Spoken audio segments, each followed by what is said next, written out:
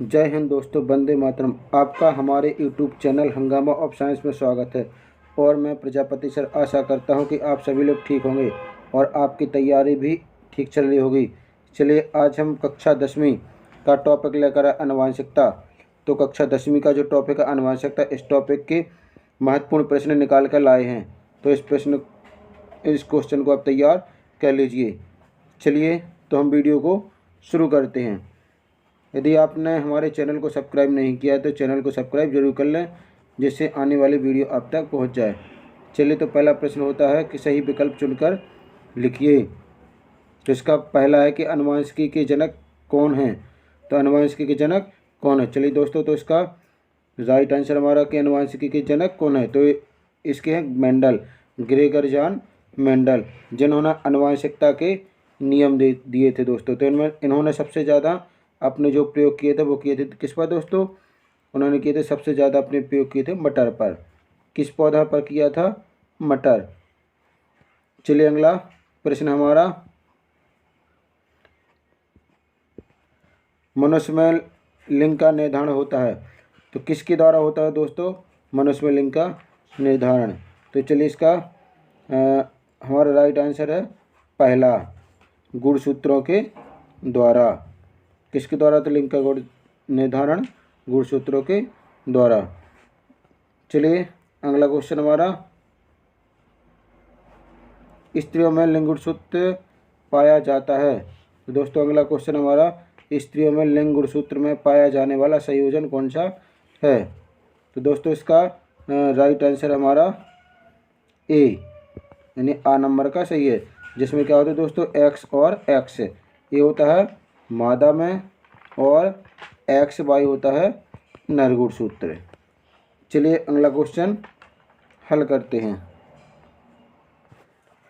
चलिए, तो अगला प्रश्न हमारा कि मेंडल के प्रयोगों में जीन जो संकरण के दौरान प्रथम पीढ़ी में व्यक्त होते हैं क्या कहलाते हैं? तो मेंडल ने जो प्रथम पीढ़ी में जो लक्षण व्यक्त हुए उनको क्या कहेंगे? तो दोस्तों, इसका राइट आंसर प्रभावी जीन। क्या कहेंगे दोस्तों? उनको प्रभावी जीन। चलिए, अगला क्वेश्चन हमारा, मनुष्य में लिंग गुणसूत्र की संख्या होती है। तो ये बताना दोस्तों कि मनुष्य में लिंग गुणसूत्र की संख्या होती है। तो चलिए, हम आपको बताते हैं कि मनुष्य में कितने प्रकार के गुणसूत्र होते हैं। तो 2 प्रकार के गुणसूत्र होते हैं। कितने दोस्तों? 2 प्रकार। 2 प्रकार। एक होता है दोस्तों समसूत्री,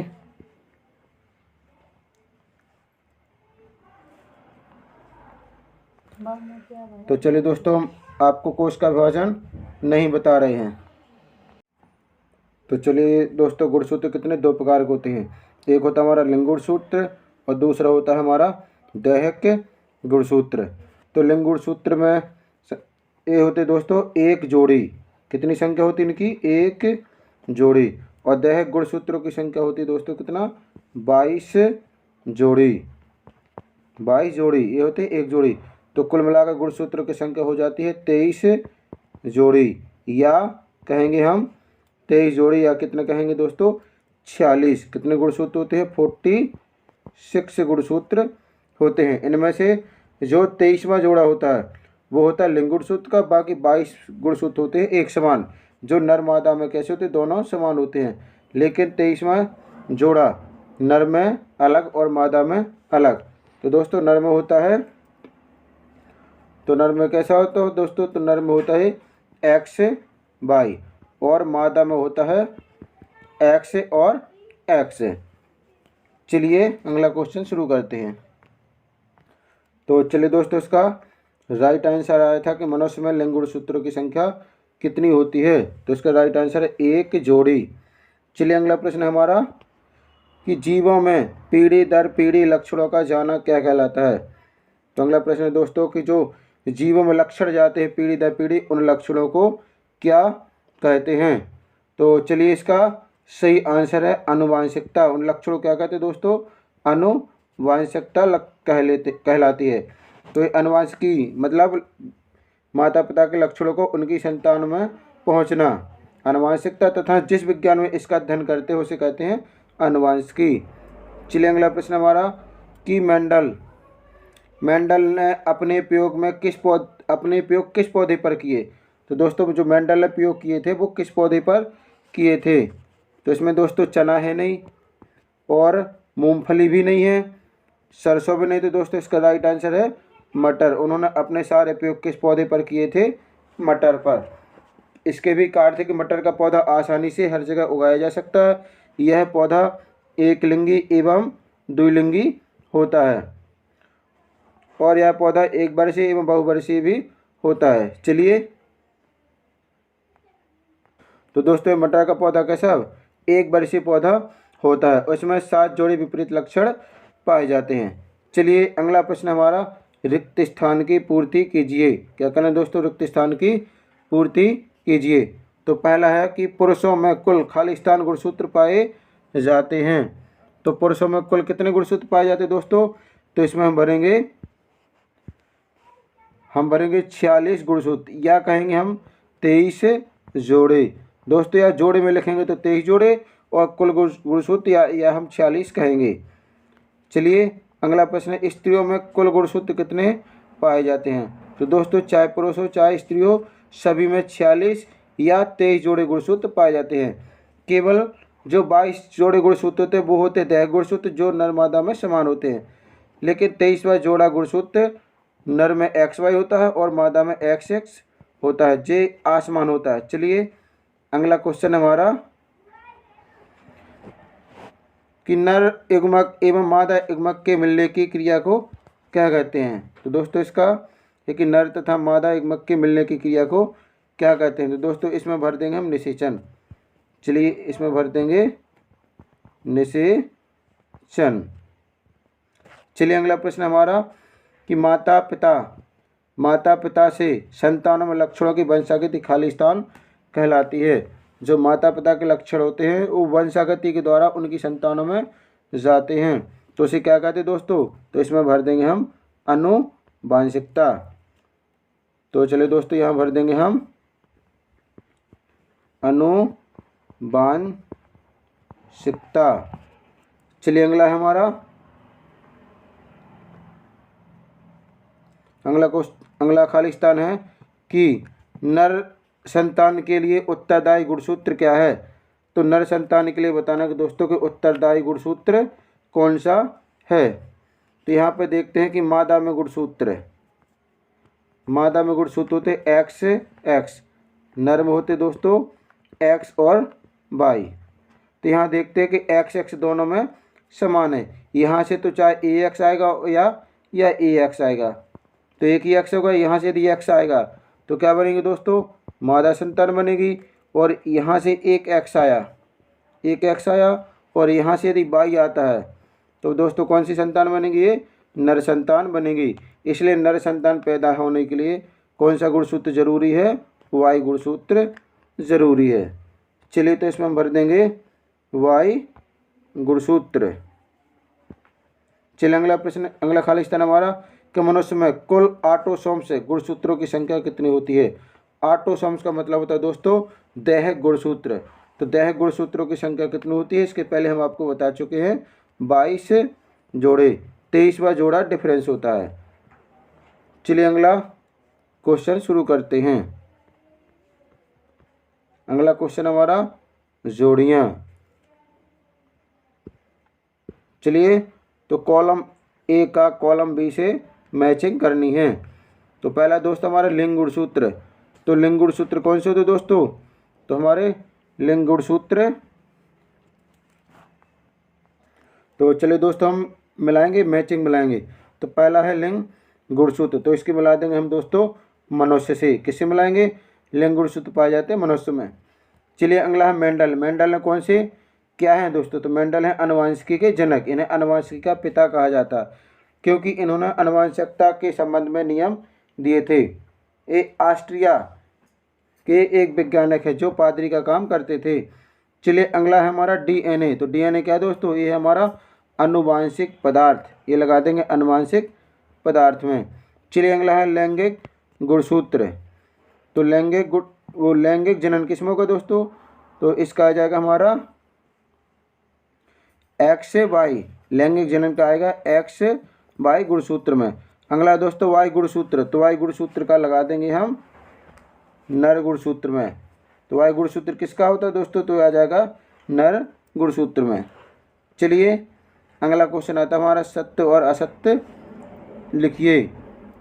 तो चलिए हमारा पहला है कि सत्य और असत्य बताना है। तो पहला कि मनुष्य में लिंग का निर्धारण पुरुष के एक्स गुणसूत्र से होता है। तो दोस्तों इसका उत्तर एक गलत है, क्योंकि ये होता है किसके द्वारा दोस्तों, तो वाई गुणसूत्र के ऊपर निर्भर करता है, यानी ये असत्य है। चलिए अगला हमारा मनुष्य में 22 जोड़े लिंग गुणसूत्र पाए जाते हैं। तो दोस्तों ये भी कैसा हमारा, ये भी असत्य है, ये भी हमारा असत्य है, क्योंकि मनुष्य में 1 जोड़ी लिंग गुणसूत्र एवं 22 जोड़ी दैहिक गुणसूत्र पाए जाते हैं। चलिए अगला हमारा निषेचन की क्रिया लैंगिक जनन का भाग है। तो इसमें बताना है कि निषेचन की क्रिया अलैंगिक जनन का भाग है। तो दोस्तों ये भी कैसा हमारा असत्य है, क्योंकि निषेचन किसका भाग है, तो लैंगिक जनन का एक भाग है निषेचन क्रिया। चलिए अगला क्वेश्चन हमारा 5वां शुरू होता है। तो चलिए दोस्तों हमारा प्रश्न क्रमांक 5वां। तो 5वां प्रश्न है, एक शब्द या एक वाक्य में उत्तर दीजिए। तो पहला प्रश्न है कि प्लाज्मोडियम में जनन विधि का नाम लिखिए। तो दोस्तों में बताना है कि प्लाज्मोडियम की जनन विधि कौन सी है। तो इसका उत्तर है दोस्तों अलैंगिक जनन के अंतर्गत आएगा दोस्तों, यानी बहुविखंडनों या अनेक विखंडनों के द्वारा होता है। इसमें लिख देंगे दोस्तों हम विखंडन। चलिए अगला हमारा मेंडल ने अपने प्रयोग किस पौधे पर किए। तो दोस्तों हम बताना कि मेंडल ने अपना जो प्रयोग किए, मेंडल ने वो किस पौधे पर प्रयोग किए। तो चलिए इसका राइट आंसर है दोस्तों किस पर किए थे, मटर पर। उन्होंने सबसे ज़्यादा प्रयोग किए थे दोस्तों मटर पर। अगला प्रश्न है दोस्तों कि मेंडल वो प्रभावी लक्षण किसे कहते हैं। तो प्रभावी लक्षण वे लक्षण जो F1 पीढ़ी में प्रकट हो जाते हैं या जिनमें क्या, तो दोस्तों जब हम F1 पीढ़ी में क्रॉस कराते हैं जो लक्षण प्रकट हो जाते हैं उन्हें कहते हैं प्रभावी लक्षण। चलिए अगला हमारा मानव लिंग निर्धारण महत्वपूर्ण भूमिका में कौन सा गुणसूत्र निभाता है। तो मानव के लिंग निर्धारण में दोस्तों वाई गुणसूत्र महत्वपूर्ण भूमिका निभाता है। चलिए अगला मनुष्य में आलिंगी गुणसूत्रों की संख्या कितनी होती है। तो दोस्तों प्रश्न कहता है कि मनुष्य में आलिंगी गुणसूत्रों की संख्या कितनी। आलिंगी से मतलब है दैहिक गुणसूत्र और लिंगी से मतलब लिंग गुणसूत्र। दैहिक गुणसूत्र कितने होते हैं दोस्तों, दैहिक गुणसूत्र होते हैं 22 जोड़े, या हम कह सकते हैं 22 जोड़े यानी 44। तो यहाँ पर दैहिक गुणसूत्रों की संख्या कितनी होती है दोस्तों, 22 जोड़ी यानी 44। अगला प्रश्न है मनुष्य में लैंगिक गुणसूत्रों की संख्या कितनी होती है दोस्तों। तो दैहिक की हो जाएगी 22, तो लैंगिक गुणसूत्रों की संख्या हो जाएगी दोस्तों कितनी, 23। वो 23वां जोड़ा या फिर एक जोड़ी कितनी होगी दोस्तों, एक जोड़ी गुणसूत्र होंगे लैंगिक गुणसूत्र। चलिए अगला क्वेश्चन है हमारा कि शरीर में डीएनए कहाँ पाया जाता है। तो दोस्तों हम बताना कि शरीर में डीएनए कहाँ पाया जाता है। तो शरीर में डीएनए दोस्तों कहाँ, केंद्रक में पाया जाता है, केंद्रक। चलिए अगला हमारा कि जीन कोशिका के किस भाग में पाया जाता है। तो दोस्तों जीन कोशिका के कौन से, यानी ये पाए जाते दोस्तों क्रोमोसोम। तो कहाँ, क्रोमोसोम या गुणसूत्र नामक भाग पर पाए जाते हैं। चलिए अब अगले अध्याय का क्वेश्चन शुरू करते हैं। तो चलिए दोस्तों अध्याय 10 इसके बाद अध्याय 10 प्रकाश का परावर्तन और अपवर्तन यानी प्रकाश की घटनाओं से संबंधित प्रश्न तैयार किए गए हैं। चलिए तो हमारा पहला प्रश्न है, यानी विकल्प चुनकर लिखना है। तो पहला प्रश्न कहता है कि निम्न में से कौन सा पदार्थ लेंस बनाने के लिए प्रयुक्त नहीं किया जा सकता। दोस्तों तो इनमें से हमें बताना है कि कौन सा ऐसा पदार्थ है जिसका प्रयोग लेंस बनाने में नहीं किया जाता है। तो चलिए दोस्तों इसका पहले जल, तो जल का प्रयोग होता है, कांच का भी होता है, प्लास्टिक का भी होता है दोस्तों, लेकिन मिट्टी का प्रयोग लेंस बनाने में नहीं किया जाता। तो राइट आंसर है दोस्तों मिट्टी। चलिए अगला प्रश्न हमारा किसी बिंब का अवतल दर्पण द्वारा बना प्रतिबिंब आभासी सीधा तथा बिंब से बड़ा पाया गया वस्तु की स्थिति कहाँ होनी चाहिए। तो दोस्तों बताना कि जो बिंब का अवतल दर्पण द्वारा जो बना प्रतिबिंब है आभासी होगा, सीधा होगा और बिंब से बड़ा पाया गया, तो वस्तु की स्थिति कहाँ होनी चाहिए। तो चलिए दोस्तों इसका, क्योंकि हमारे अवतल दर्पण से जितनी भी स्थिति बनेंगी सारी स्थिति कैसी होती है दोस्तों, वास्तविक होती है और उल्टी बनती है, लेकिन जो लास्ट स्थिति होती है छठी वाली स्थिति जिसमें वस्तु सीधा और आभासी बनता है, जिसमें वस्तु को कहाँ रखा जाएगा दोस्तों, इसको यानी दर्पण के ध्रुव और मुख्य फोकस के बीच रखा जाएगा। तो इसका आंसर नंबर द सही है। चलिए इसको हम देखते हैं। तो इसका चित्र दोस्तों कि हम वस्तु को कहाँ रखेंगे, चलिए तो पहले हम चित्र बनाएंगे। अब इसमें वस्तु ये हमारा सी बन जाएगा दोस्तों, यहाँ पे हम एफ बनाएंगे। वस्तु को हम रखना ए पी होगा हमारा, तो वस्तु को रखेंगे हम कहाँ पर, पी और एफ के बीच, यहाँ रखेंगे वस्तु को पी और एफ के बीच रखेंगे। चलिए तो इसका मिलाएंगे। तो जब कोई प्रकाश की किरण मुख्य अक्ष के समांतर जाएगी दोस्तों तो कहाँ से निकलेगी, ये मुख्य फोकस से होकर निकल जाएगी और इसके बाद हम दूसरी किरण मिला देंगे। यदि सी से आएगी तो सी से ही वापस हो जाएगी। चलिए तो इसका एक सी से मिला देंगे। इसके बाद दोस्तों इनको हम मिलाते हैं, ये इस तरफ तो कभी मिलने वाली नहीं, इसलिए इसको हम दर्पण के भीतर मिलाएंगे। तो इसको डॉट डॉट करके मिलाते जाएंगे, ये यहाँ मिल जाएंगी। चलिए इसको हम काल्पनिक रेखा खींचते हैं अंदर की तरफ, इस तरफ से खींच देंगे तो यहाँ बन जाएगा। तो चलिए दोस्तों आप देखते हैं कि यहाँ वस्तु से बड़ा प्रतिबिंब बना है, वस्तु यानी सीधा बना है और आभासी बना है। दर्पण के भीतर बनेगा तो कैसे बनेगा, आभासी बनेगा। तो वस्तु कहाँ रखी अपनी, वस्तु रखी अपनी एफ और पी के बीच रखी है, एफ और एफ बा पी के बीच, तो आभासी बना और वस्तु से बड़ा प्रतिबिंब बना है। तो चलिए अगला, चलिए इसका हम आंसर, इसका आंसर था दोस्तों कौन सा, कि दर्पण के ध्रुव और मुख्य फोकस के बीच। चलिए अगला प्रश्न हमारा, समतल दर्पण की फोकस दूरी कितनी होती है। दोस्तों हम बताना समतल दर्पण, तो समतल दर्पण होता है वो कितनी दूर तक का देख सकता है। तो दोस्तों इसका जो फोकस दूरी वो होती है अनंत, वो चाहे जितनी दूरी तक का देख सकता है। तो चलिए अगला प्रश्न हमारा, कि वाहन के पीछे का दृश्य देखने के लिए किस दर्पण का उपयोग किया जाता है। तो दोस्तों जो वाहन के पीछे रहते दर्पण या जिसे हम कहते हैं साइड मिरर, तो उसका उपयोग हम क्या के लिए करते हैं, कौन सा दर्पण का उपयोग करते हैं। तो उसमें लगा दे दोस्तों हम कौन सा, उत्तल दर्पण, क्योंकि ये बाहर का जो बड़ा प्रतिबिंब रहता है उसको छोटे आकार में दिखा करके सारी वस्तु को स्पष्ट कर देता है।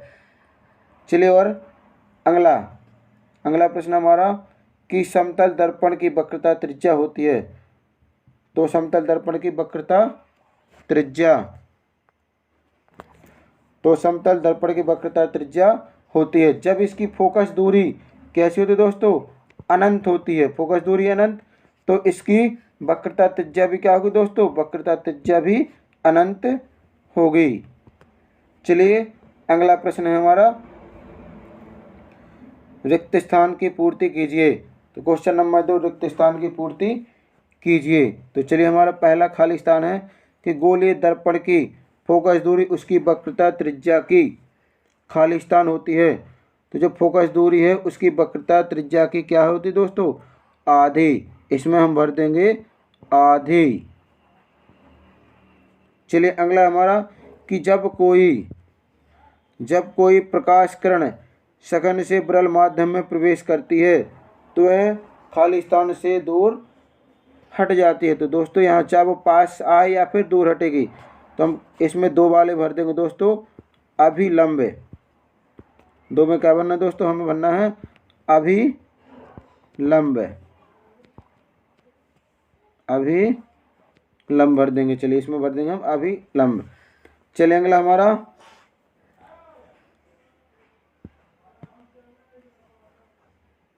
अगला क्वेश्चन हमारा कि तीसरा, खाली स्थान में पित्तमय वस्तु से छोटा और सीधा बनता है। तो किसमें दोस्तों हमारा पित्तमय वस्तु से छोटा और सीधा बनता है।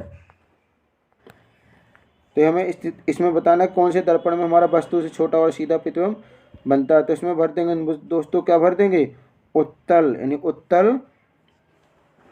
चलिए अगला है वाहन के पीछे दृश्य देखने के लिए, वाहनों के पीछे दृश्य देखने के लिए दर्पण का आवर्धन 1 से खाली स्थान होता है। तो इसमें क्या होगा दोस्तों, उसका आवर्धन यानी 1 से क्या होगा दोस्तों, कम। इसमें भर देंगे हम 1 से कम। अगला हमारा वस्तुओं को हम खाली स्थान की उपस्थिति में देख सकते हैं। तो क्या वस्तुओं को हम अंधकार में देख सकते हैं, नहीं दोस्तों, इस क्या में देख सकते हैं हम, प्रकाश की उपस्थिति में देख सकते हैं। तो इसमें भर देंगे हम लाइट, या हम भर देंगे प्रकाश। चलिए अगला क्वेश्चन शुरू करते हैं।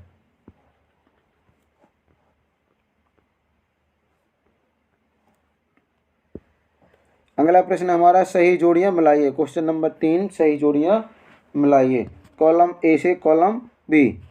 तो पहला हमारा डाईऑप्टर।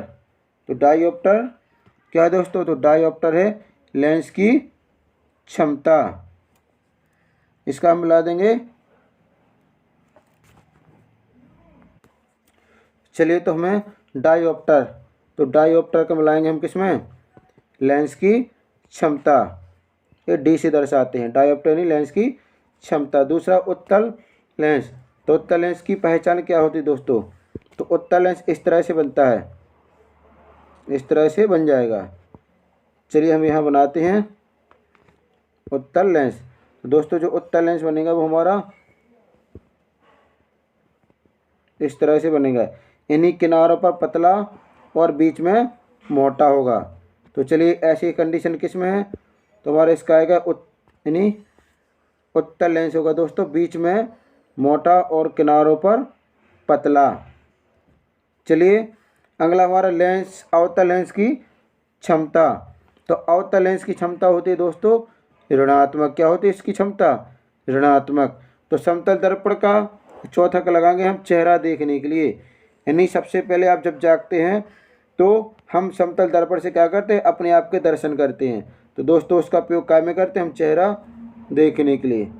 चलिए अगली जोड़ियाँ हमारी कि एक सरल रेखे पथ में कौन चलता है। तो जो एक सरल रेखा यानी सीधी रेखा में गमन करता है तो वो क्या है दोस्तों, प्रकाश की किरण है। अगला परावर्तक पृष्ठ गोलीय, तो कौन सा होगा दोस्तों, तो उसे कहेंगे हम गोलीय दर्पण। चलिए अगला क्वेश्चन है हमारा कि सत्य असत्य बताइए। क्या करना है दोस्तों, सत्य और असत्य बताइए। वैसे विज्ञान में तो सब कुछ सत्य होता है। पहला है गोलीय दर्पण के परावर्तक पृष्ठ की केंद्र को दर्पण की वक्रता केंद्र कहते हैं। जो गोलीय दर्पण का परावर्तक पृष्ठ का केंद्र होता है उसे दर्पण का वक्रता केंद्र कहते हैं। तो दोस्तों क्या है जी, यह हमारा असत्य है। तो दोस्तों जो दर्पण का परावर्तक पृष्ठ होता है उसे क्या, उसका जो केंद्र होता है उसे कहते हैं हम ध्रुव, यानी पी फॉर पोल। चलिए अगला हमारा कि वाहनों के पश्च दृश्य उत्तल दर्पण के बने होते हैं, यानी जो वाहनों के हम पश्च दृश्य देखते हैं वो उत्तल दर्पण के द्वारा देखते हैं। तो कैसा दोस्तों, ये हमारा सही है, उत्तल दर्पण का उपयोग साइड मिरर में करते हैं। चलिए अब तीसरा हमारा कि अवतल वो अपवर्तन की प्रक्रिया। क्या करना दोस्तों, अपवर्तन की प्रक्रिया में आपतित और निर्गत किरण का कोणीय मान बराबर होता है।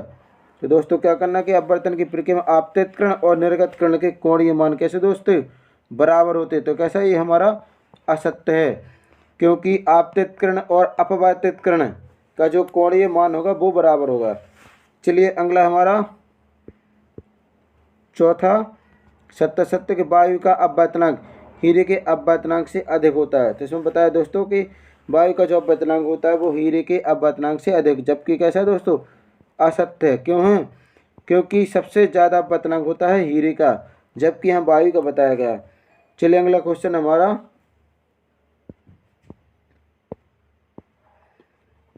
अगला क्वेश्चन है दोस्तों,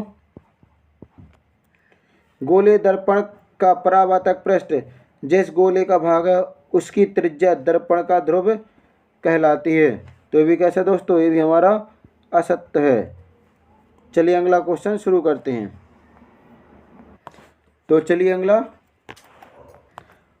हमारा अगला प्रश्न है, एक शब्द या एक वाक्य में उत्तर लिखिए। तो पहला प्रश्न है, रेगिस्तान की मारीच का किस क्रिया का उदाहरण है।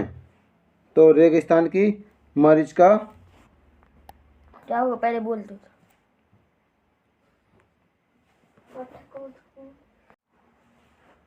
तो चलिए दोस्तों, हमारा है कि रेगिस्तान की मारीच का किस क्रिया का उदाहरण है। तो रेगिस्तान की जो मारीच का दोस्तों वो किस क्रिया का उदाहरण, तो वो है पूर्ण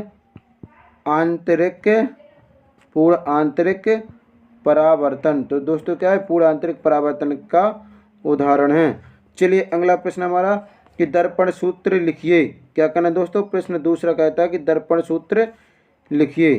तो चलिए दर्पण सूत्र होता है दोस्तों हमारा कैसा, ये होता है दोस्तों हमारा 1/F बराबर 1/U प्लस 1/V। इस तरह से होता है दोस्तों हमारा दर्पण सूत्र 1/F बराबर 1/U प्लस 1/V। यदि दोस्तों हमें लेंस सूत्र बनाना है तो हम क्या कर देंगे, इसमें 1/U में दोस्तों माइनस लगा देंगे, यानी U को क्या कर देंगे माइनस। तो इस तरह से हमारा बन जाएगा दोस्तों लेंस सूत्र। दर्पण में सभी जो भी बटे रहते हैं सभी F, U और V कैसे प्लस में होते हैं। चलिए अगला क्वेश्चन है हमारा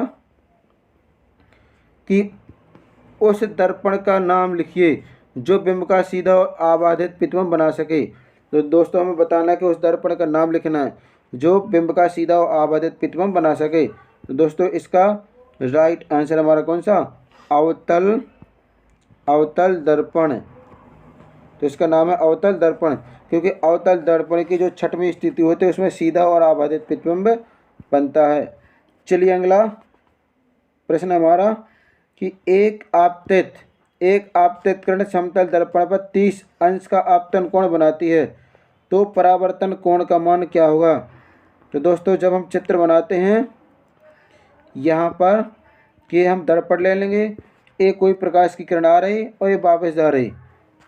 तो दोस्तों जब प्रकाश की किरण जितने एंगल से आपतित होती है उतने ही एंगल से दोस्तों क्या हो जाती है, परावर्तित हो जाती है। यदि 30 डिग्री के एंगल से आपतित हो रही तो 30 के ही से क्या हो जाएगी दोस्तों, परावर्तित हो जाएगी।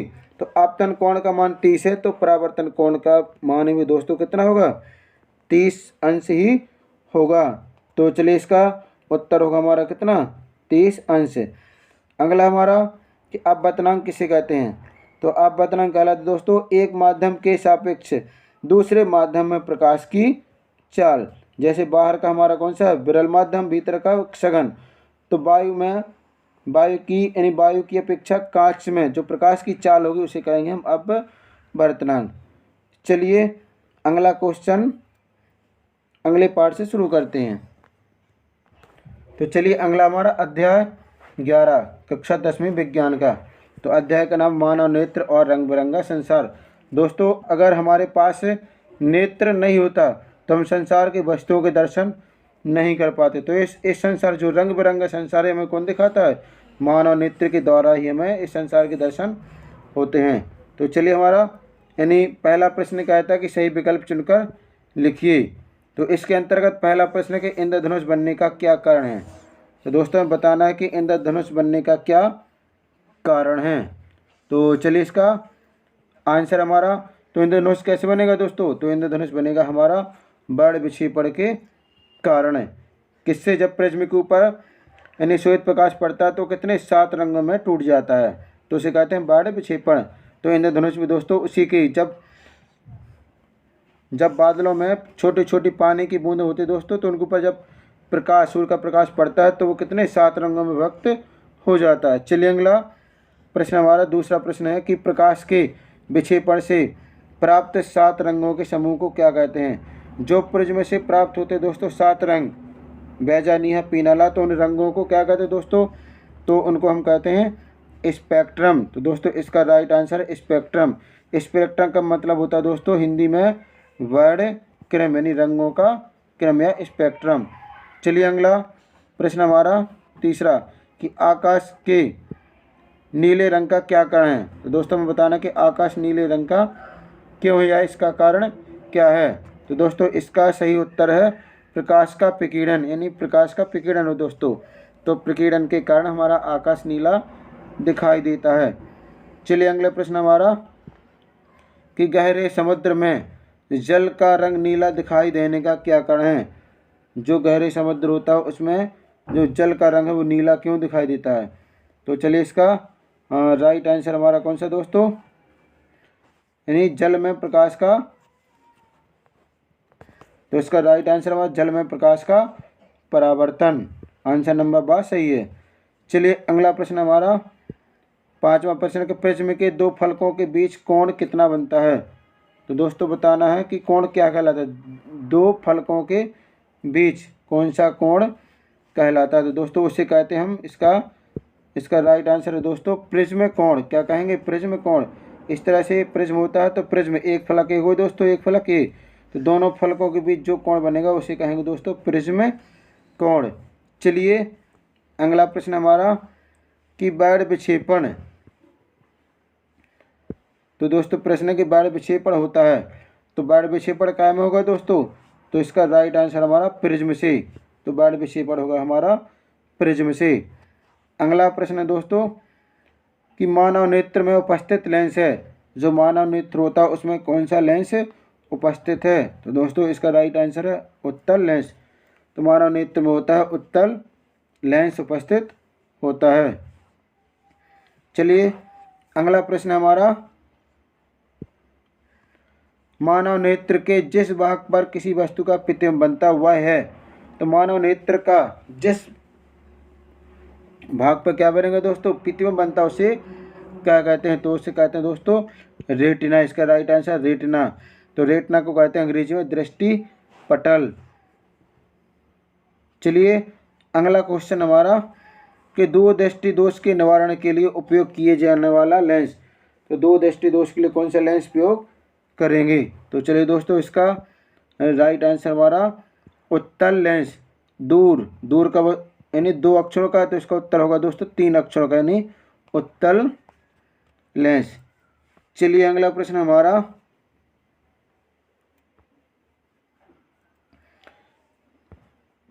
प्रश्न 2 रिक्त स्थान की पूर्ति कीजिए। तो पहला है कि प्रिज्म द्वारा खाली स्थान रंग के प्रकाश किरण का विचलन सर्वाधिक होता है। तो ये बताना दोस्तों कि किस रंग का विचलन सबसे ज़्यादा होता है। तो हम पहले भर देंगे दोस्तों बैगनी, यानी इसमें भर देंगे हम बैगनी, यानी बैगनी रंग का क्या है दोस्तों विचलन सबसे ज़्यादा होता है। चलिए दूसरा क्वेश्चन हमारा कि मानव नेत्र में प्रकाश एक पतली झिल्ली से होकर प्रवेश करता है जिसे खाली स्थान कहते हैं। यानी जो मानव नेत्र में प्रकाश एक पतली झिल्ली से प्रवेश करता है जिसे क्या कहते हैं दोस्तों। तो उसका नाम है दोस्तों, हम भरेंगे इसमें कार्निया। क्या भर देंगे दोस्तों, कार्निया। चलिए अगला हमारा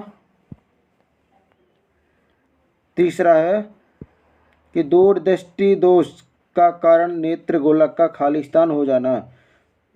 जिस व्यक्ति को दो दृष्टि दोष होता है उसमें मानव नेत्र का गोलक क्या होता है दोस्तों। तो मानव नेत्र का गोलक हो जाता है छोटा, इसमें भर देंगे हम छोटा। चलिए अगला क्वेश्चन, अभी हमारा फिल इन द ब्लैंक्स और शेष हैं। तो इसके बाद चौथा हमारा कि आँख के रंगीन भाग को क्या कहते हैं। तो दोस्तों जो आँख का रंगीन भाग होता है उसको क्या कहते हैं। तो चलिए इसका राइट आंसर है दोस्तों जो रंगीन भाग होता है उसे बोलते हैं आइरिस। क्या बोलते हैं दोस्तों, आइरिस। चलिए अगला प्रश्न हमारा कि मानव नेत्र का खाली स्थान नेत्रदान किया जाता है। तो मानव नेत्र आपने देखा होगा कि उनकी आंखें बन गई, आंखें तो बनती है लेकिन लेंस किसी का भी नहीं बदला जाता है। लेंस के रूप में क्या बदलते दोस्तों, केवल कॉर्निया चेंज की जाती है। तो 5 में भर देंगे हम दोस्तों, क्या भरेंगे इसे, यहाँ पर भर देंगे हम कॉर्निया। अच्छी क्वालिटी के कॉर्निया ही चेंज की जाती है। जिस तरह से हमारे जो मोबाइल होता है दोस्तों मोबाइल के ऊपर टच गार्ड या कवर डलवाते, वैसे ही हमारे नेत्र के ऊपर एक अलग से कवर डलवाते हैं, जिसे हम क्या कहते हैं, कॉर्निया कहते हैं। क्योंकि वो जो पहले की डली थी वो धूल उल के कारण क्या हो जाती है दोस्तों, भद्दी हो जाती है। जिस तरह से हमारा फ़ोन का टच गार्ड ख़राब हो जाता है कि फ़ोन में अच्छे से दिखना बंद हो जाता है, उसी तरह से ये भी डलवाई जाती है। चलिए अगला क्वेश्चन हमारा, सही जोड़ियाँ लिखिए। क्या करना है दोस्तों, सही जोड़ियाँ। तो चलिए दोस्तों हमारा एक क्वेश्चन अभी रह गया, छठवां कि आँख के बीच के छिद्र को क्या कहते हैं। तो आँख के बीच में जो छोटा छिद्र होता है दोस्तों, उसको क्या कहते हैं। तो उसे कहते हैं दोस्तों पुतली। क्या बोलते हैं उसको, पुतली या प्यूपिल। चलिए अगला क्वेश्चन हमारा कि सही जोड़ियाँ मिलाइए। तो कॉलम ए से कॉलम बी को मैच करना है। तो चलिए इसको हम मिलाते हैं। हमारा पहला है कि नेत्र रोग। तो नेत्र रोग क्या दोस्तों, नेत्र रोग होता है कम प्रकाश में धुंधला दिखाई देना। चलिए दोस्तों दूसरा हमारा कि टिंडल प्रभाव। तो टिंडल प्रभाव होता है दोस्तों घने जंगल के बितान से पूर्व प्रकाश का गुजरना।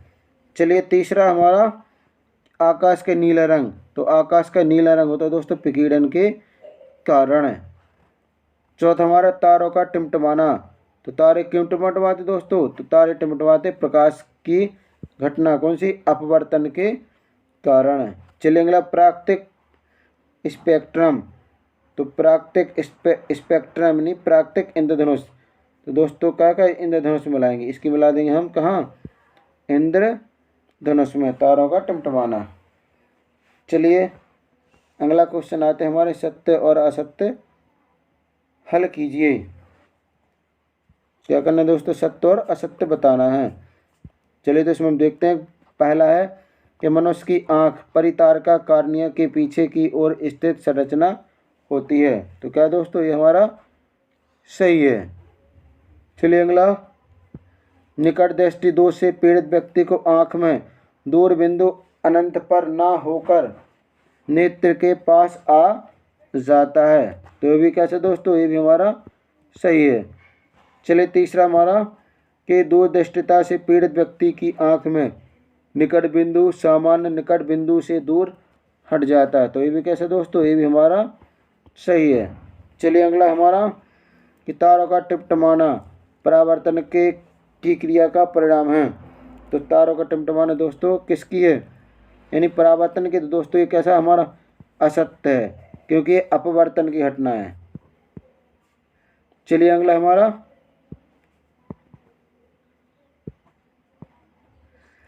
अंतिम सूर्य अग्रम सूर्योदय का दिखना अपवर्तन की घटना की प्रक्रिया का परिणाम है। तो जब आपने देखा होगा सूर्य उगता नहीं है वास्तविकता में, लेकिन हमें 2-4 यानी 1-2 मिनट पहले सूर्य दिख जाता है। तो किसके कारण होता है, वो अपवर्तन के कारण होता नहीं, ये हमारा सत्य है। चलिए अगला क्वेश्चन। तो चलिए अगला अध्याय हमारा 12 विद्युत। कौन सा पाठ है, विद्युत। चलिए तो हमारा पहला प्रश्न है कि निम्नलिखित में से कौन सा संबंध ओम का नियम नहीं है। तो कौन सा संबंध है दोस्तों जो ओम के नियम को नहीं दर्शाता है। तो चलिए इसका राइट आंसर हमारा 12 नंबर का V² बराबर नियतांक। ये संबंध नहीं दर्शाता, बाकी हमारे सभी सही है। चलिए अगला क्वेश्चन हमारा, अमीटर को परिपथ में सदा कैसे क्रम में संयोजित किया जाता है। तो एमीटर को दोस्तों किस क्रम में जोड़ा जाता है, तो एमीटर को हमेशा विद्युत परिपथ के श्रेणी क्रम में जोड़ा जाता है। चलिए अगला क्वेश्चन हमारा कि प्रतिरोध का मात्रक होता है। तो दोस्तों बताना कि प्रतिरोध का मात्रक क्या है। तो प्रतिरोध का मात्रक होता है दोस्तों ओम। इसका सही उत्तर है ओम। चलिए प्रश्न क्रमांक 4 है कि 50 वाट और 250 वोल्ट के एक लैंप में प्रवाहित विद्युत का मान कितना होगा। तो चलिए इसका मान होना चाहिए कितना, इसका मान है दोस्तों 0.2 एम्पियर। चलिए अगला क्वेश्चन हमारा क्या कहता है, 5वां क्वेश्चन कहता है कि यदि विभवांतर को वोल्ट में तथा धारा को एम्पियर में मापें तो शक्ति का मात्रक क्या होगा। जब हम क्या करें दोस्तों, विभवांतर को वोल्ट में और धारा को एम्पियर में माने तो शक्ति का मात्रक होगा दोस्तों वोल्ट एम्पियर। कितना होगा दोस्तों, इसका राइट आंसर है 12 यानी वोल्ट एम्पियर। चलिए अगला प्रश्न हमारा छठवां कि एक अश्व शक्ति में कितने वाट होते हैं। तो दोस्तों एक अश्व शक्ति में होते हैं 746 वाट। राइट आंसर 746 वाट। चलिए अगला प्रश्न हमारा विद्युत धारा का एसआई मात्रक बताना दोस्तों कि विद्युत धारा का एसआई मात्रक क्या है। तो विद्युत धारा का एसआई मात्रक होता है दोस्तों एम्पियर। क्या है दोस्तों, एम्पियर। चलिए अगला प्रश्न हमारा विद्युत का एसआई मात्रक क्या है, प्रतिरोध का एसआई मात्रक क्या है। तो प्रतिरोध का एसआई मात्रक होता है दोस्तों, इसका होगा ओम। क्या है, ओम मीटर यानी ओम। चलिए अगला है हमारा प्रश्न कि किसी वस्तु की प्रतिरोधकता पर निर्भर करती है। तो किसी वस्तु की प्रतिरोधकता होगी वो किस पर निर्भर करती है। तो चलिए इसका राइट आंसर हमारा इसके पदार्थ की प्रकृति पर। चलिए अगला क्वेश्चन हमारा विभवांतर का मात्रक क्या है। क्या दोस्तों में बताना विभवांतर का मात्रक क्या है। तो चलिए इसका तो विभवांतर का मात्रक क्या होगा दोस्तों, तो इसका राइट आंसर हमारा वोल्ट। विभवांतर यानी विभवांतर भी हमारा भी से शुरू होता है, वोल्ट भी से शुरू होता है। शक्ति का मात्रक दोस्तों वाट होता है और विद्युत धारा के एम्पीयर होता है और कार्य का मात्रक जूल होता है। तो राइट आंसर हमारा वोल्ट। चलिए अगला क्वेश्चन हमारा विद्युत धारा मापने वाला यंत्र बताना दोस्तों। तो 11वां है कि विद्युत धारा मापने वाला यंत्र का नाम लिखिए। तो विद्युत धारा को कैसे नापते दोस्तों, तो विद्युत धारा को नापते हम अमीटर से। किससे नापते, राइट आंसर हमारा अमीटर। वोल्ट मीटर से नापते दोस्तों विभव को और विद्युत धारा को नापते हैं हम अमीटर से। चलिए अगला क्वेश्चन हमारा विभवांतर को नापने वाला यंत्र। चलिए अगला क्वेश्चन आ गया कि विभवांतर को किससे नापते हैं। तो विभवांतर को नापा जाता है दोस्तों किससे, वोल्ट मीटर से। इसका आ नंबर का आंसर सही है। चलिए अगला प्रश्न हमारा विद्युत शक्ति का मात्रक क्या है। तो दोस्तों बताना कि विद्युत शक्ति का मात्रक क्या है। तो दोस्तों इसका राइट आंसर है वोल्ट एम्पियर यानी विद्युत शक्ति का मात्रक होता है वोल्ट एम्पियर। तो चलिए अगला प्रश्न हमारा कि 14 प्रश्न है कि प्रतिरोध आर के किसी तार के टुकड़े को 5 बराबर भागों में काटा जाता है। इन टुकड़ों को फिर से पार्श्व क्रम में संयोजित कर देते हैं। यदि संयोजन का तुल्य प्रतिरोध आर है तो आर बटे आर का अनुपात का मान क्या होगा। तो चलिए दोस्तों इसका राइट आंसर हमारा कितना होना चाहिए, 25। कितना होगा प्रतिरोध का मान, 25। चलिए अगला प्रश्न हमारा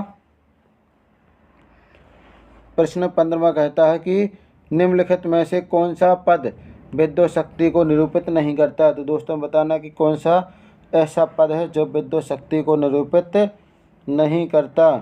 तो इसका राइट आंसर हमारा बा यानी IR²। ये विद्युत शक्ति को निरूपित नहीं करता। चलिए अगला क्वेश्चन हमारा 16 प्रश्न कहता है कि किसी बल्ब का अनुमतांक 220 वोल्ट और 100 वाट है। जब इसे 110 वोल्ट पर प्रचलित किया जाता है तब इसके द्वारा उपयुक्त शक्ति कितनी होगी। तो दोस्तों इसका राइट आंसर है हमारा कितना, 25 वाट। चलिए अगला प्रश्न हमारा दो चालक तार जिनके पदार्थ लंबाई और व्यास समान है किसी विद्युत परिपथ में पहले श्रेणी क्रम में फिर पार्श्व क्रम में संयोजित किए जाते हैं। श्रेणी क्रम तथा पार्श्व क्रम में उत्पन्न ऊष्माओं का अनुपात बताइए। तो दोस्तों जो उत्पन्न ऊष्मा होगी उसका अनुपात होगा हमारा 1:4। चलिए अगला प्रश्न हमारा, रिक्त स्थान की पूर्ति कीजिए। क्या करना है दोस्तों, रिक्त स्थान की पूर्ति कीजिए। तो प्रश्न एक पहला कि किसी तार का प्रतिरोध उसकी लंबाई के, तो किसी तार का प्रतिरोध कैसा होता है, लंबाई के समानुपाती होता है दोस्तों। यहाँ लिख देंगे हम समानुपाती, क्योंकि लंबाई बढ़ाएंगे तो प्रतिरोध का मान भी बढ़ता जाएगा। चलिए हमारा दूसरा नंबर है कि एक आदर्श एमीटर का प्रतिरोध, जो आदर्श एमीटर है उसका प्रतिरोध कितना हो दोस्तों, तो उसका प्रतिरोध होता है 0। चलिए अगला तीसरा कहता है कि किसी फ्यूज तार किसी संयंत्र के साथ, फ्यूज तार को किसी संयंत्र के साथ खाली स्थान क्रम में जोड़ा जाता है। तो फ्यूज तार को हमेशा कौन से क्रम में जोड़ते हैं, श्रेणी क्रम में। एमीटर और फ्यूज तार को श्रेणी क्रम में जोड़ा जाता है। चलिए तो हमारा चौथा है कि अधिक विभवांतर प्राप्त करने के लिए सेलों को खाली स्थान क्रम में जोड़ते हैं। यदि हमें अधिक विभवांतर प्राप्त करना है तो सेलों को किस क्रम में जोड़ेंगे, तो इसको भी जोड़ देंगे दोस्तों हम कौन से, श्रेणी क्रम में जोड़ेंगे, जिससे हमें अधिकतम विभव प्राप्त हो सकता है। चलिए अगला है हमारा पांचवा प्रश्न है कि प्रतिरोधकों के श्रेणी क्रम में जुड़े होने पर खाली स्थान के मान में कोई परिवर्तन नहीं होता है। तो जब प्रतिरोध को किस में हम श्रेणी क्रम में जोड़ेंगे तो किसके मान में कोई परिवर्तन नहीं होता है। तो दोस्तों इसमें भर देंगे हम धारा। क्या भर देंगे, धारा। चलिए अगला हमारा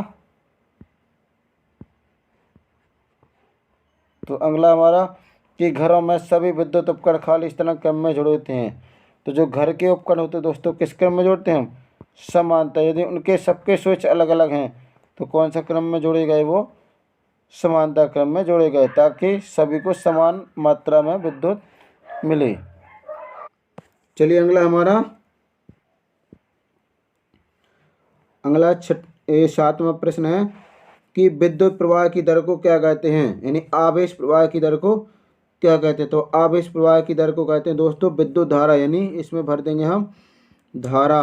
तो आवेश प्रवाह की दर को कहते हैं हम धारा। आवेश को दर्शाते हम कैसे, क्यू से। चलिए अगला हमारा रिक्त स्थान है आठवां, किसी चालक द्वारा धारा के मार्ग में उत्पन्न अवरोध खाली स्थान कहलाता है। तो दोस्तों जो धारा बह रही इसके मार्ग में जो अवरोध पैदा करेगा तो उसको क्या कहेंगे, उसे कहेंगे हम प्रतिरोध। यहाँ भर देंगे हम प्रतिरोध 8 में। चलिए अगला हमारा कि शुद्ध जल विद्युत का खाली स्थान होता है।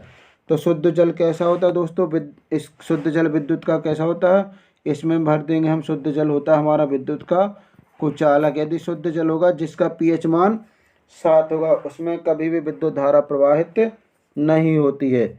चलिए अगला हमारा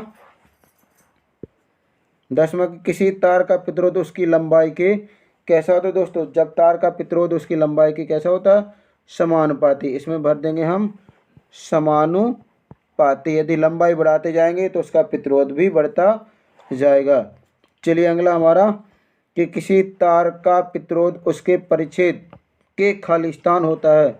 तो तार का प्रतिरोध होता है उसके परिच्छेद के क्या होता है, तो उसमें भर देंगे हम दोस्तों कैसा, व्युत्क्रमानुपाती। यानी 10 में भर देंगे, यानी 11 में भरना हमें व्युत्क्रमानुपाती। इसमें भर देंगे दोस्तों हम व्युत्क्रमानुपाती। चलिए अगला हमारा, यानी हमने 11वें में क्या भरा दोस्तों, 11 में भरा हमने व्युत्क्रमानुपाती। चलिए अगला प्रश्न खाली स्थान नंबर 12वां कि किसी तार के प्रतिरोधकता पर उसकी आकृति का प्रभाव खाली स्थान पड़ता है। तो किसी तार की प्रतिरोधकता पर उसकी आकृति का प्रभाव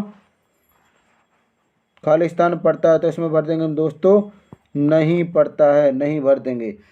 अगला हमारा 13वां है कि विद्युत विभव का ऐसा ही मात्रा खाली स्थान है। तो विद्युत विभव का मात्रा क्या है दोस्तों, इसमें भर देंगे हम वोल्ट। यानी 13 में भर देंगे हम वोल्ट। अगला हमारा कि एक इलेक्ट्रॉन पर खाली स्थान कूलम आवेश होता है। तो 1 इलेक्ट्रॉन पर होता है दोस्तों, इसमें भर देंगे हम 1.6 गुणे 10⁻⁻19 कूलम। ये होता है दोस्तों 1 इलेक्ट्रॉन पर इतना आवेश होता है। तो चलिए अगला क्वेश्चन हमारा, एक आदर्श आमीटर का प्रतिरोध क्या होना चाहिए। तो एक आदर्श आमीटर का प्रतिरोध होना चाहिए 0। अगला है, एक आदर्श वोल्टमीटर का प्रतिरोध होना चाहिए। तो एक आदर्श वोल्टमीटर का प्रतिरोध कैसा होना चाहिए दोस्तों, इसमें भर देंगे हम अनंत, इसमें भर देंगे हम अनंत। चलिए अगला है कि 17वां, घरों के सभी उपकरण खाली स्थान क्रम में जोड़े थे।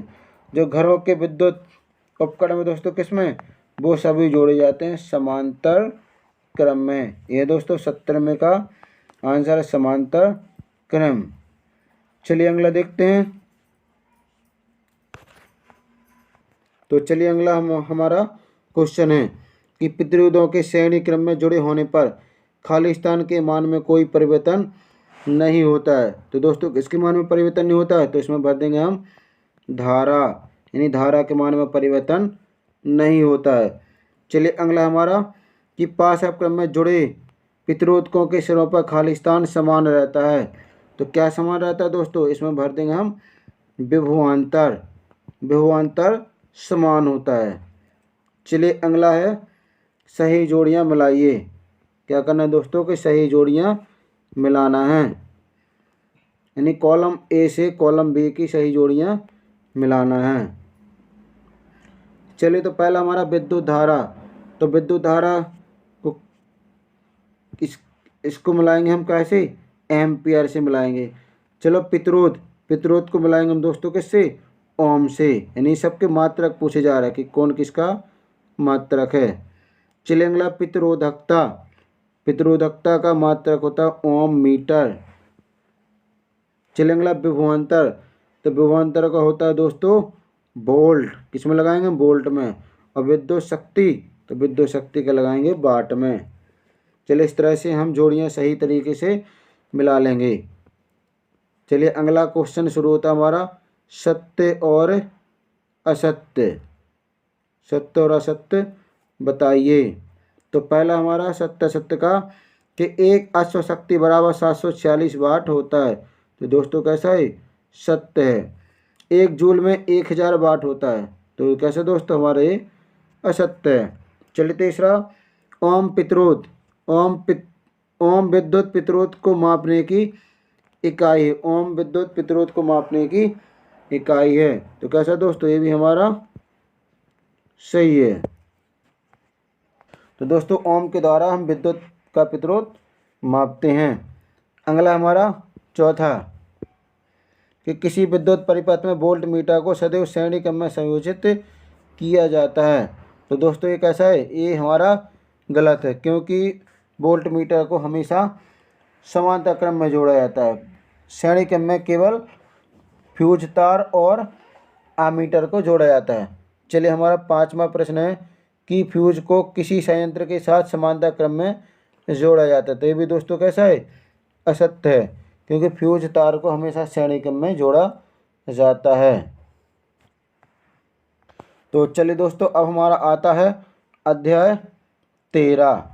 तो पाठ का नाम है विद्युत धारा के चुंबकीय प्रभाव। पाठ का नाम है दोस्तों विद्युत धारा के चुंबकीय प्रभाव। तो इसमें भी पहला क्वेश्चन उसी टाइप से दिया गया कि सही विकल्प चुनकर लिखिए। ये दोस्तों प्रत्येक पाठ के जो सिलेक्टेड क्वेश्चन हैं वही क्वेश्चन शामिल किए हैं। तो पहला है हमारा कि लघुपथन के समय विद्युत धारा का मान क्या होना चाहिए। तो जब लघुपथन होता है दोस्तों तो उस समय विद्युत धारा का मान क्या होना चाहिए। तो लघुपथन की परिभाषा कि जब उदासीन तार और विद्युत तन्मय तार दोनों आपस में टकरा जाते हैं तो विद्युत धारा का मान बहुत कम हो जाता है। तो चलिए इसका तो सॉरी दोस्तों क्या होना चाहिए, इसमें विद्युत धारा का मान बढ़ जाता है। जब यानी तन्मयता और उदासीनता दोनों आपस में टकरा जाते हैं। चलिए अगला क्वेश्चन हमारा, समान चुंबकीय ध्रुव करते हैं जो यानी समान चुंबकीय ध्रुव कौन कौन से, जैसे N और N, S और S, ये क्या करते हैं दोस्तों, तो ये करते हैं हमेशा क्या करेंगे, प्रतिकर्षित करेंगे दोस्तों। तो इसका राइट आंसर आएगा दोस्तों क्या, प्रतिकर्षित करते हैं समान ध्रुव। चलिए अगला हमारा, चुंबकीय क्षेत्र रेखा होती हैं, तो चुंबकीय क्षेत्र रेखाएं क्या करते हैं, तो ये बनाते हैं दोस्तों एक बंद वक्र बनाते हैं। तो इसका राइट आंसर है बंद वक्र। चलिए अगला है, स्थायी चुंबक बनाए जाते हैं। तो चौथा प्रश्न दोस्तों, स्थायी चुंबक बनाए जाते हैं। तो स्थायी चुंबक किससे बनाए जाते हैं, हमेशा इस्पात से बनाए जाते हैं। तो इसका राइट आंसर है इस्पात। चलिए अगला प्रश्न हमारा, कि पश्चिम की ओर प्रक्षेपित कोई धनावेश कण किसी चुंबकीय क्षेत्र द्वारा उत्तर की ओर विक्षेपित हो जाता है, चुंबकीय क्षेत्र की दिशा क्या होगी। तो दोस्तों इसका राइट आंसर हमारा अपरिमुखी, क्या होगी दोस्तों, इसकी दिशा होगी हमारी अपरिमुखी यानी ऊपर की तरफ। चलिए अगला है हमारा, विद्युत धारा को उत्पन्न करने की युक्ति। तो जिससे विद्युत धारा उत्पन्न होती है दोस्तों उसे कहते हैं जनरेटर या डायनेमो। चलिए अगला प्रश्न हमारा, 7वां प्रश्न क्या कहता है, कि लघु पतन के समय परिपथ में विद्युत धारा का मान, जब लघु पतन होता है तो उस समय विद्युत धारा का मान बहुत अधिक बढ़ जाता है। तो राइट आंसर इसका बहुत अधिक बढ़ जाता है। चलिए अगला प्रश्न हमारा,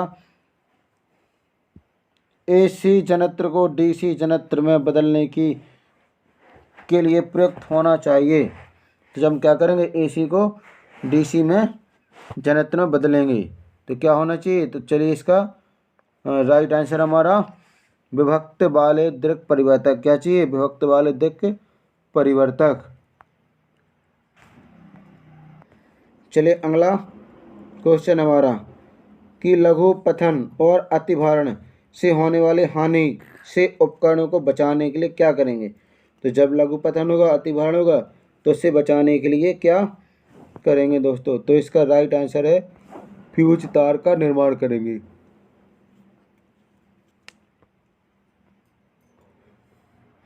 चलिए अगला हमारा प्रश्न 10वां क्या कहता है, कि विद्युत ऊर्जा को यांत्रिक ऊर्जा में बदलने की युक्ति। जो विद्युत ऊर्जा को क्या बदलती है, यांत्रिक ऊर्जा में। तो इसका राइट आंसर हमारा मोटर, क्या करती दोस्तों, मोटर, विद्युत मोटर, ये विद्युत ऊर्जा को यांत्रिक ऊर्जा में बदलती है। चलिए अगला प्रश्न हमारा, यांत्रिक ऊर्जा को विद्युत ऊर्जा में बदलने वाली युक्ति। अब हमें बताना कि यांत्रिक ऊर्जा को विद्युत ऊर्जा में कौन बदलता है। तो दोस्तों इसका राइट आंसर है जनत्र। जनत्र कहते हैं यांत्रिक, यानी यांत्रिक ऊर्जा को विद्युत ऊर्जा में बदलता है। चलिए अगला प्रश्न हमारा, कि किसी विद्युत धारामापी सीधी लंबी विद्युत धारामापी सीधी लंबी परिनालिका के भीतर चुंबकीय क्षेत्र कैसा। तो दोस्तों तो इसका राइट आंसर हमारा सभी बिंदुओं पर समान होता है।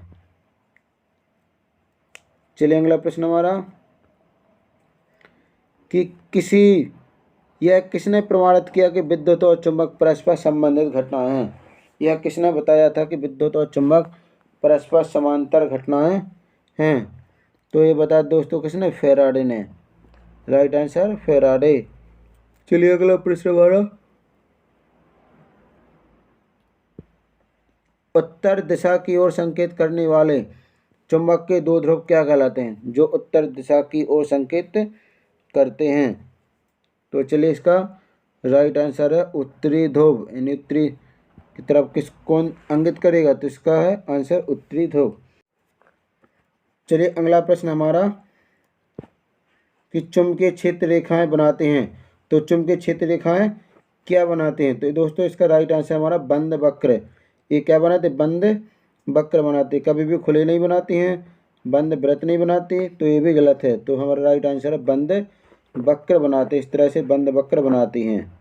चलिए अगला क्वेश्चन हमारा कि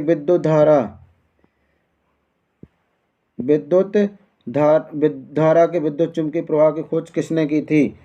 तो दोस्तों हमें बताना कि धारा के चुम्बकीय प्रवाह की खोज किसने की थी। तो इसका राइट आंसर हमारा ऑस्टेड। किसने की थी दोस्तों? ऑस्टेड ने। इन्होंने उपयोग कई बार बहुत परिश्रम से बहुत मेहनत करी, हर यानी 8-9 साल तक क्या करते रहे दोस्तों, बहुत मेहनत करते रहे कि हमें विद्युत धारा का पता लगाना किस तरह से, यानी विद्युत धारा उत्पन्न हो गई। तो जब इनके अनायास यानी चुंबक को इन्हें फेंक दिया तो वो निकल गई और चुंबकीय सुई में क्या हो गया दोस्तों, विक्षोभ उत्पन्न हो गया, जिससे पता चला कि इसमें विद्युत धारा प्रवाहित हो रही है। चलिए अगला प्रश्न हमारा 17वां प्रश्न क्या कहता है कि चुंबक के अंदर क्षेत्र रेखाएं जाती हैं। तो चुंबक के अंदर क्षेत्र रेखा कैसे जाती हैं दोस्तों?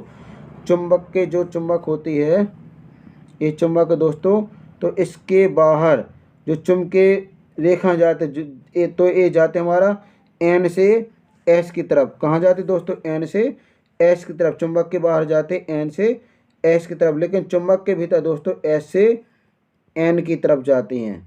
तो ये होगा हमारा दक्षिण से उत्तर की ओर। तो दोस्तों इसका राइट आंसर हमारा दक्षिण से उत्तर की ओर। देखते कौन सा है, तो हमारा बी वाला ऑप्शन सही है। चलिए अगला प्रश्न हमारा कि चुंबकीय क्षेत्र की उपस्थिति का पता लगाने वाली, चुंबकीय क्षेत्र की स्थिति का पता लगाने वाली युक्ति कौन सी है। तो दोस्तों हमें बताना कि युक्ति कौन सी है। तो ये दोस्तों दिक् सूची, इसका राइट आंसर हमारा दिक् सूची है, जिसे हम कहते हैं चुंबकीय सुई। चलिए अगला प्रश्न हमारा 19वां क्या कहता है कि घरेलू विद्युत परिपथ में सभी उपकरण संयोजित होते हैं। जो घरेलू विद्युत उपकरण वो कौन से क्रम में लगे होते हैं। तो इसका राइट आंसर है दोस्तों समांतर क्रम में। कौन से क्रम में जोड़े जाते हैं? समांतर क्रम में। घर में केवल फ्यूज, तार और अमीटर ही श्रेणी क्रम में जोड़े जाते हैं, बाकी सभी जिनके स्विच अलग अलग हैं होते हैं वो सभी समांतर क्रम में जोड़े जाते हैं। चलिए अगला हमारा रिक्त स्थानों की पूर्ति कीजिए। अगला प्रश्न रिक्त स्थान की पूर्ति कीजिए। चलिए तुम्हारा पहला कि तांबे के तार की एक आयताकार कुंडली किसी चुंबकीय क्षेत्र में घूर्णी गति कर रही। इस कुंडली में प्रेरित विद्युत धारा की दिशा खाली स्थान परिभ्रमण के बाद परिवर्तन होता है। तो इसमें हम भर देंगे दोस्तों, पहले खाली स्थान में भरेंगे हम कौन सा? आधे। इसमें भर देंगे हम यानी आधा परिभ्रमण। इसमें भर देंगे आधा परिभ्रमण। चलिए अगला क्वेश्चन देखते हैं। तुम्हारा दूसरा क्वेश्चन है धारावाही चालक तार से संबंध चुंबकीय क्षेत्र की दिशा ज्ञात करने हेतु खाली स्थान नियम प्रस्तुत किए। तो नियम किसने दिए थे दोस्तों? तो दूसरे में भर देंगे हम फ्लेमिंग, यानी किसने दिए थे? फ्लेमिंग ने दिए थे।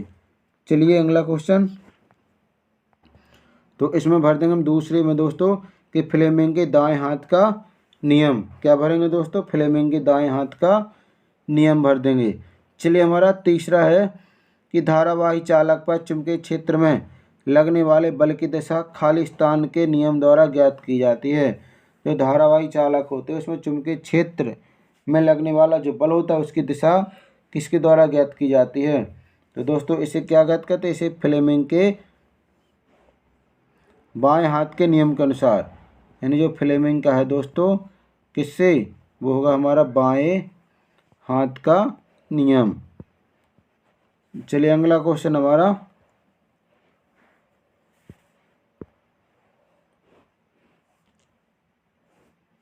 एक प्रबल चुंबक के उत्तरी ध्रुव को कुंडली की तरफ लाने पर कुंडली में खाली स्थान दिशा में विद्युत धारा उत्पन्न यानी विद्युत धारा प्रेरित होती है। दोस्तों हम चौथे में इसमें भर देंगे वामावर्त। किस तरफ घुमाएंगे हम? वामावर्त। दोस्तों इसका हम मिलाएंगे वामावर्त। बर्थ। चलिए अगला क्वेश्चन हमारा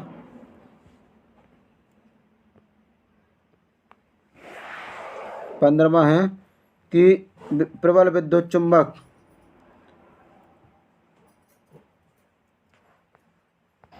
चलिए अगला क्वेश्चन हमारा कि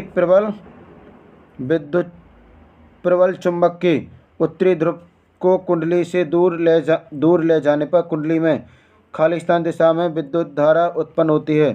तो इसमें भर देंगे दोस्तों इसका उत्तर है दक्षिणावर्त। क्या भर देंगे? दक्षिणावर्त। चलिए अगला क्वेश्चन हमारा 6वां प्रश्न है कि चुंबक को स्थिर रखकर कुंडली में सापेक्ष गति करने पर कुंडली में क्या होता है दोस्तों? प्रेरित होगी कौन सी? इसे कहेंगे हम दोस्तों विद्युत धारा। यानी 6 में भर देंगे हम विद्युत धारा। चलिए अगला क्वेश्चन हमारा 7वां प्रश्न कहता है कि घरेलू विद्युत परिपथ में अतिभार से बचाव के लिए परिपथ के गर्म तारों के साथ उपयुक्त खालिस्तान लगाना चाहिए। तो इसमें लगाना चाहिए दोस्तों हमें क्या लगाना चाहिए?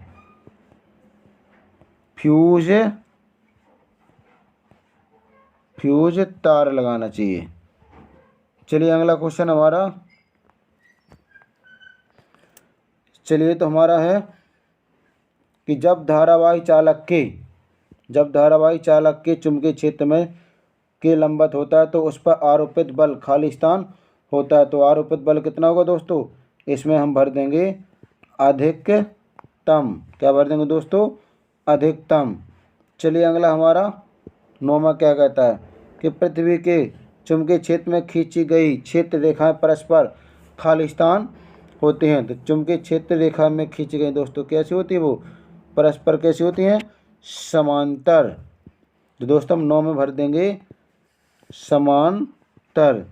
चलिए अगला क्वेश्चन हमारा 10वां कि चुंबकीय क्षेत्र रेखाएं एक दूसरे को नहीं करती। तो क्या नहीं करती दोस्तों?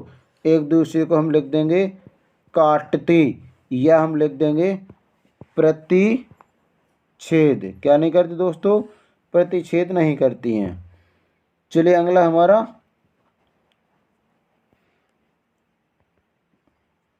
11वां है कि वह धारा जिसके प्रवाह की दिशा समय के साथ बदलती रहती है खालिस्तान धारा कहलाती है। तो दोस्तों जिसकी दिशा क्या होती है? समय के साथ बदलती रहती है। तो इसे कहते हैं हम दोस्तों कौन सी? एसी धारा, या उसे हिंदी में बोलते हैं प्रत्यावर्ती धारा। क्या बोलेंगे दोस्तों? प्रत्यावर्ती धारा। चलिए अगला प्रश्न है प्रश्न 12वां विद्युत मोटर में नर्म लोहे की क्रोड जिस पर कुंडली को लपेटा जाता है तथा कुंडली दोनों मिलकर खालिस्तान कहलाती हैं। तो कुंडली और लपेटे के तार को क्या कहेंगे दोस्तों? दोनों को मिला कहते हैं हम आर्मेचर। इसका नाम है दोस्तों आर्मेचर। चलिए अगला क्वेश्चन हमारा एक दिशक धारा को क्या कहते हैं? तो जो एक दिशा मतलब जिसमें दिशा समान होती है तो उसे कहते हैं दोस्तों दिष्ट धारा। क्या कहेंगे दोस्तों को? हम दिष्ट धारा कहेंगे। चलिए अगला क्वेश्चन हमारे घरों का उपयोग की जाने वाली प्रत्यावर्ती धारा की आवृत्ति खालिस्तान होती है। तो घरों में विद्युत धारा आती होती है उसकी आवृत्ति दोस्तों 50 Hz यानी 50 हर्ट्ज होती है। चलिए अगला क्वेश्चन हमारा 15वां क्वेश्चन है कि विद्युत धारा वाही तार के चारों ओर चुंबकीय क्षेत्र खालिस्तान के रूप में होते हैं। तो चुंबकीय क्षेत्र किस रूप में दोस्तों? तो इसमें हम भर देंगे वृत्ताकार। किसमें भर देंगे दोस्तों? वृत्ताकार में। चलिए अगला क्वेश्चन हमारा विद्युत मोटर धारा के खालिस्तान सिद्धांत पर कार्य करती है। तो जो विद्युत मोटर दोस्तों किस पर? एक चुंबकीय प्रवाह। तो इसका राइट आंसर है हमारा चुंबकीय प्रवाह। चलिए दोस्तों यदि आपने वीडियो को लाइक नहीं किया तो लाइक ज़रूर कर लें और ये वीडियो आप अपने दोस्तों तक शेयर करें जिससे वो भी अच्छे से तैयारी कर सकें। चलिए वीडियो कैसे लगा आप हमें कमेंट्स करके ज़रूर बताइएगा। वीडियो को रखते हैं। Thanks for watching this video. जय हिंद दोस्तों, वंदे मातरम।